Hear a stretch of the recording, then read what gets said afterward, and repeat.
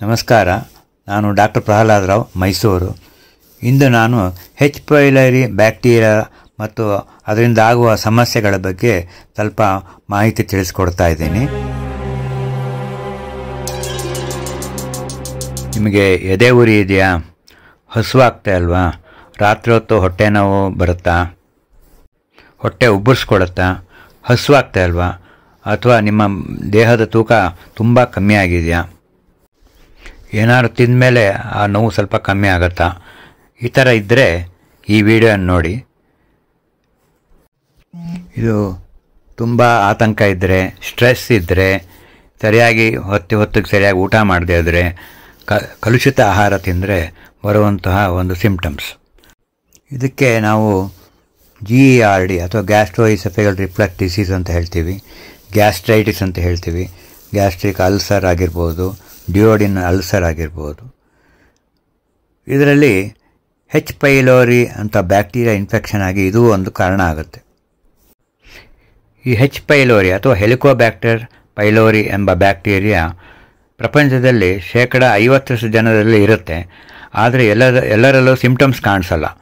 ಯಾರಲ್ಲಿ body immunity ಕಮ್ಮಿ ಇರುತ್ತೆ ಅಂಥವರಿಗೆ ಮಾತ್ರ ಇದು ಕಾಣಿಸ್ಕೊಳ್ಳುತ್ತೆ. ಈ ಇನ್ಫೆಕ್ಷನ್ಗೆ ಕಾರಣ ಎಕ್ಸಾಕ್ಟ್ ಕಾಸ್ ನಾಟ್ ನೋನ್.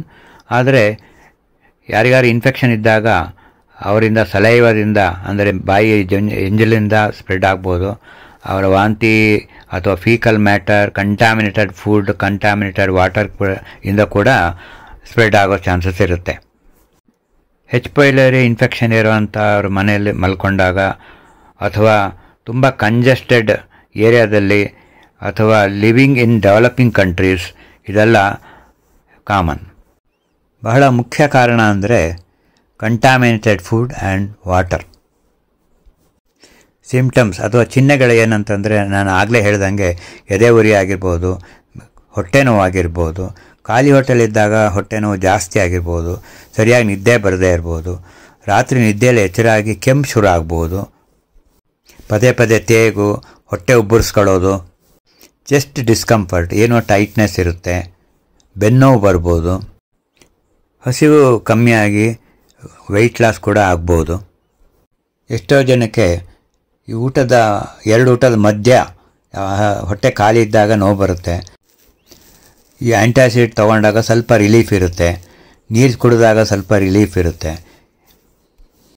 ಇದನ್ನು ಉದಾಸೀನ ಮಾಡಿದ್ರೆ ಈ ಗ್ಯಾಸ್ಟ್ರಿಕ್ ಲೈನಿಂಗ್ ಎಲ್ಲ ಡ್ಯಾಮೇಜ್ ಆಗಿಬಿಟ್ಟು ಗ್ಯಾಸ್ಟ್ರೈಟಿಸ್ ಆಗ್ಬೋದು, ಸ್ಟೊಮಕ್ ವಾಲೆಲ್ಲ ಇನ್ಫಿಲ್ಟ್ರೇಟ್ ಆಗಿ ಸ್ಟೊಮಕ್ ಅಲ್ಸರ್ ಆಗ್ಬೋದು, ಆಮೇಲೆ ಸ್ಟೊಮಕ್ ಕ್ಯಾನ್ಸರ್ ಕೂಡ ಆಗ್ಬೋದು, ಡಿಯೋಡಿನ್ ಅಲ್ಸರ್ ಆಗ್ಬೋದು.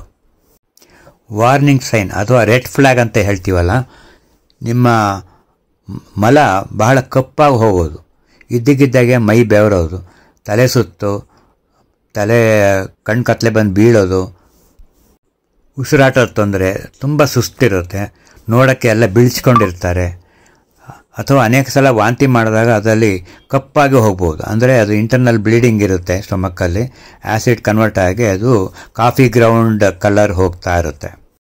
ಅಥವಾ ಸಿವಿಯರ್ ಸ್ಟ್ಯಾಬಿಂಗ್ ಪೇಯ್ನ್ ಅಂತ ಹೇಳ್ತೀವಿ, ಅಥವಾ ಶಾರ್ಪ್ ಪೇಯ್ನ್ ಸ್ಟೊಮಕ್ಕಲ್ಲಿದ್ದಾಗ ತಕ್ಷಣ ನೀವು ಗ್ಯಾಸ್ಟ್ರೋಎಂಟ್ರಾಲಜಿಸ್ಟನ್ನು ಕಾಣಬೇಕಾಗುತ್ತೆ. ಅವರು ಅಪ್ಪರ್ GI ಎಂಡೋಸ್ಕೋಪಿ, ಅಂದರೆ ಗ್ಯಾಸ್ಟ್ರೋ ಇಂಟೆಸ್ಟಿನಲ್ ಎಂಡೋಸ್ಕೋಪಿ ಮಾಡಿ ನೋಡ್ತಾರೆ. ನೋಡ್ಬಿಟ್ಟು ಒಳಗಡೆ ಗ್ಯಾಸ್ಟ್ರೈಟಿಸ್ ಆಗಿದೆಯಾ, ಅಥವಾ ಅಲ್ಸರ್ ಆಗಿದೆಯಾ, ಅಥವಾ ಈ ಲೋವರ್ ಈಸೋಫೇಗಲ್ ಸ್ಪಿಂಕ್ಟರ್ ಏನಾದ್ರು ಡೈಲೇಟ್ ಆಗಿದೆಯಾ, ಹಯಟಸ್ ಹರ್ನಿಯಾ ಇದೆಯಾ ಅಂತ,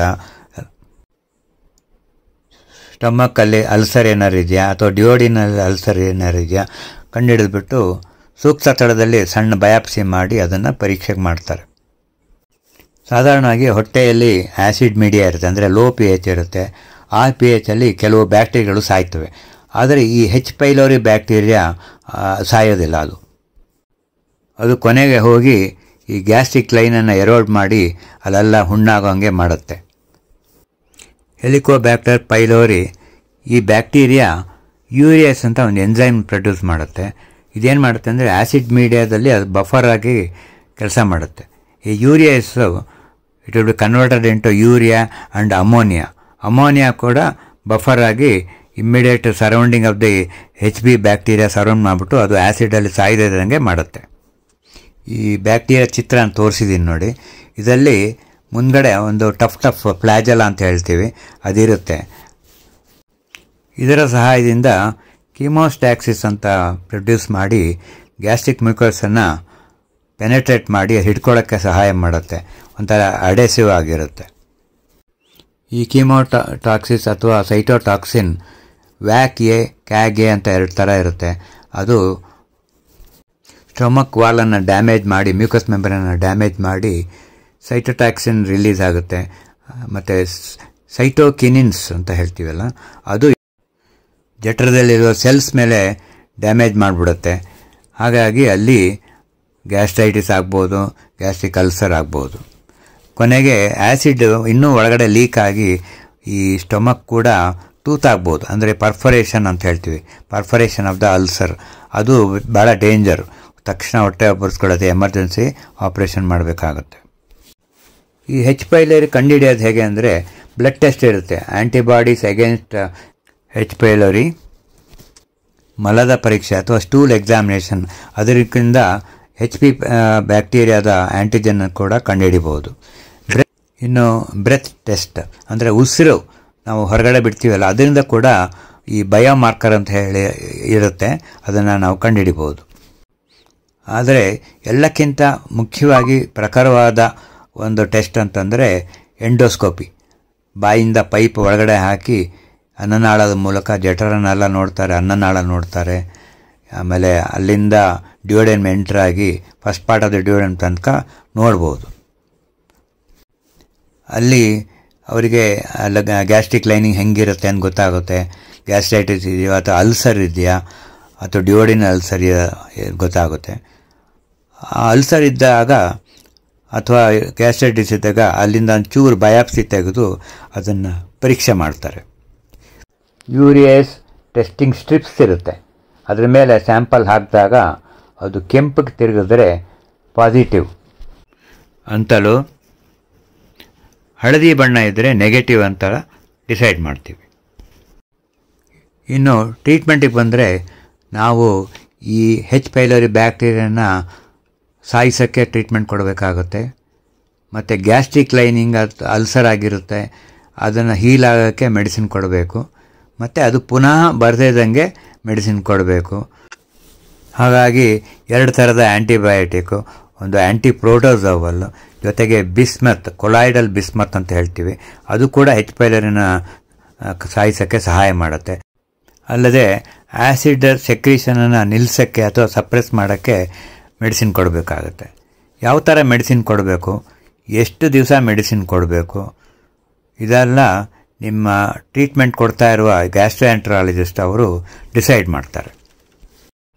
ಒಟ್ಟಿನಲ್ಲಿ ಹೇಳೋದಾದರೆ, ನಿಮಗೆ ಎದೆ ಉರಿ ಇದ್ದರೆ, ರಾತ್ರಿ ಹೊತ್ತು ಕೆಮ್ಮು ಬರ್ತಾ ಇದ್ದರೆ, ಹಸುವಾಗದೇ ಇದ್ದರೆ, ಹೊಟ್ಟೆ ನೋವು ಇದ್ದರೆ, ವೆಯ್ಟ್ ಲಾಸ್ ಆಗ್ತಾಯಿದ್ರೆ, ಜೊತೆಗೆ ನಿಮ್ಮ ಮಲ ಕಪ್ಪು ಬಣ್ಣಕ್ಕೆ ತಿರುಗಿದ್ರೆ, ಮೈ ಬೆವರ್ತಾ ಇದ್ದರೆ, ತಲೆ ಸುತ್ತು ಅಥವಾ ಬ್ರೀತಿಂಗ್ ಪ್ರಾಬ್ಲಮ್ಮು, ಸುಸ್ತು, ಆಮೇಲೆ ಬಿಳಿಸ್ಕೊಂಡಿರೋದು, ಅಥವಾ ಏನಾದ್ರು ವಾಂತಿನಲ್ಲಿ ಕಪ್ಪುಗೆ ಹೋದರೆ ತಕ್ಷಣ ಗ್ಯಾಸ್ಟ್ರೋಎಂಟ್ರಾಲಜಿಸ್ಟನ್ನು ಕಂಡು ಅವರು ಹೇಳಿದಂತೆ ಕೇಳಬೇಕು. ಇಷ್ಟು ಹೇಳಿ ನನ್ನ ಇಂದಿನ ಮಾತುಕತೆಯನ್ನು ಮುಗಿಸ್ತೇನೆ. ನಮಸ್ಕಾರ.